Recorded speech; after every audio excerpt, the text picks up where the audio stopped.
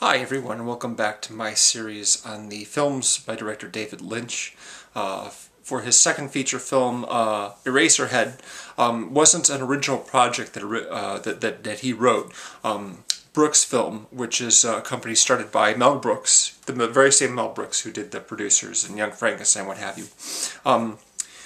Spotted David Lynch and his film, basically, and decided that he might be a good person to direct this script that he had for The Elephant Man, which is based on the true story of a man named Merrick who lived in London quite some years ago, in the, I guess, the late 1800s, and was very, very badly deformed from birth. He had numerous protrusions of bone all over his head, particularly his skull. His spine was twisted out of shape. His right arm was useless. He had all these smelly growths on the skin on his back. So this script is based on a real person. When I watched DVD extras, I was a little confused because they referred to the real Merrick as Joseph Merrick, but in the film he's called John Merrick. There's also a disclaimer in the film saying that it's not based on the play of the same name, The Elephant Man. It's original screenplay based on his life. So anyway, David Lynch was the guy selected to make the film after the producers saw Eraserhead and were impressed by that.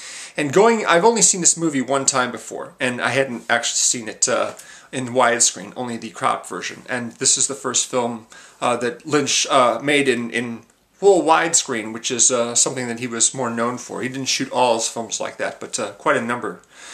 And so when I had first seen the film, I noticed that it was a very, very straightforward film, done in pretty standard cinematic style, so I wasn't expecting a lot of the surrealistic touches that he's known for.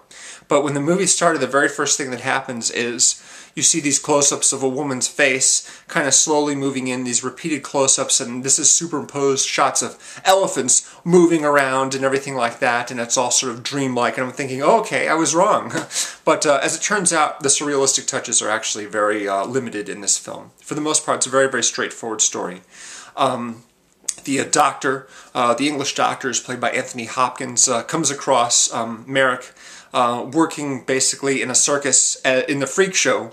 And there's a carnival barker there who makes his money by displaying this incredibly deformed man and billing him as the Elephant Man. So the doctor wants to care for John Merrick. He wants to take him out of the circus, and he puts him up in this hospital where he can care for him. And initially, John Merrick's very, very withdrawn socially. He doesn't speak at all. He only really speaks when prompted to or when told what to say by the doctor. But eventually, he kind of comes out of his shell and impresses everyone by being a very smart, very well, very thoughtful person who's actually done some reading, what have you, and isn't some, dimwit. The head of the hospital is John Gielgud, who plays Anthony Hopkins' boss. And there's also a character played by Bancroft, a famous actress, who reads about Merrick in the newspaper and decides that she'd like to meet him. This is kind of an interesting scene. As I remember it, I thought that Anne Bancroft's performance was slightly unbelievable, because whereas most people, when they see him for the first time, they're rather startled by, the misshapen jaw and the giant, skull all out of proportion, and just his speech, is very distorted. But she acts like, it's perfectly fine. From the moment she sees him, she's got the smile on his face.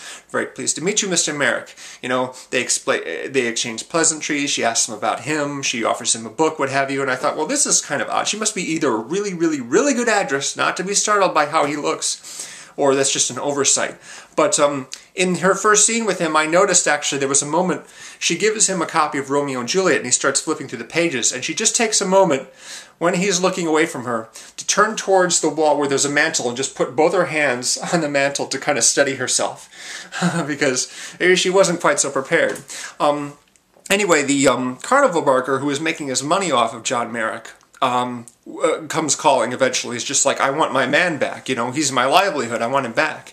And Anthony Hopkins doesn't want to give him up because, you know, he knows that the guy was beating Merrick, and so he wants to keep him in the hospital, and John Gielgud, his boss, backs him up. But later on in the film, he's accused not only by the Barker, but also by the head nurse. Anthony Hopkins, the doctor, is accused of treating John in much the same way. He's got this air of respectability about him, but he's still using John's condition to further his own career, putting him on display, showing him off to different members of society, what have you, making a name for himself on this. And he sort of questions it himself, and he tries, to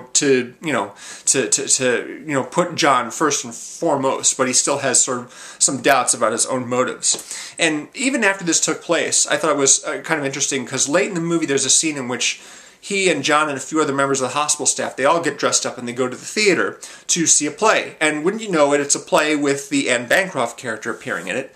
And after the play is over, she comes out on stage and says, "We have a very special guest with us tonight, someone who's never been to the theater before.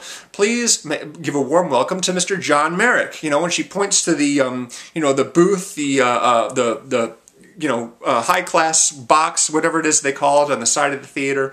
And Anthony Hopkins, the doctor, is nudging him from behind, going, stand up, they're applauding for you." And I'm just like, wait a minute, I thought that they weren't going to do this. They weren't going to put him on display and show him off, like a, show pony or what have you. They didn't really address that. And I thought that was kind of interesting. The special features on the disc also go a lot into the makeup required to make John Hurt, the actor playing John Merrick, into his persona. They have basically a very large headpiece for the front and a very large headpiece for the back, and then the rest of it is all these makeup appliances. A lot of them cover his face and neck. And there's some for his back as well, and he wears something on his arm for when you can see his arm. Most of the time it's covered, but for the most part you can at least see his face and head. And the first time they put it all on, it took about 20 hours. And every time after that, it took only about 12 hours. Can you imagine spending 12 hours in the makeup chair, getting all this stuff put on you, and then going in for like maybe a few hours of shooting before you have to take it all off again so you can go to sleep? The makeup guys were like, John Hurt. John Hurt's an actor who's been, in a lot of classic films. He was an alien. He had the alien come out of his chest in the first Alien film, and he's been in, lots of stuff. And they were a little afraid because John Merrick has this problem where he can't lie back when he goes to sleep because his head is too heavy. For some reason they feel like it will break his neck, basically, if he lies the wrong way. And the exact same problem with John Hurt, the actor. He was like, well, I would go to sleep if I could, but all this stuff on my head is just too heavy. I would have the same problem, whereas the thing might break my neck or I'd get seriously hurt. This is a really good movie. It's very, very formal. Everyone's very proper for the most part. It's sort of an old-fashioned looking film in its style. It's shot in black and white, same as Eraserhead, partly out of necessity because the makeup looks better in black and white, but also just because it's more evocative of the period in which it's set. It's more real, I guess, they felt, if it were in black and white. But yeah, not a lot of gimmicky tricks in this one. Not a lot of surrealistic touches. Shot in a very straightforward and edited in a very straightforward way. But a decent film. Not one of my favorite David Lynch's movies, but it certainly is a very respectable picture. And it got like 8 Academy Awards. Didn't win any. It wasn't even nominated for makeup effects. And they were talking about how they needed to convince the Academy to add a category for makeup effects because how else could you honor the work in a film like this, which is pretty extensive. Yeah, so like I said, decent movie. Not one of my favorites, but still, very good. And the acting, of course, is quite superb. So there's The Elephant Man, and I'm going to have another review up in 3 days. Let's see, Sunday, Monday, Tuesday. It'll be Tuesday. And if you, like always, I'm going to be putting together a playlist of all the David Lynch movies I'm covering.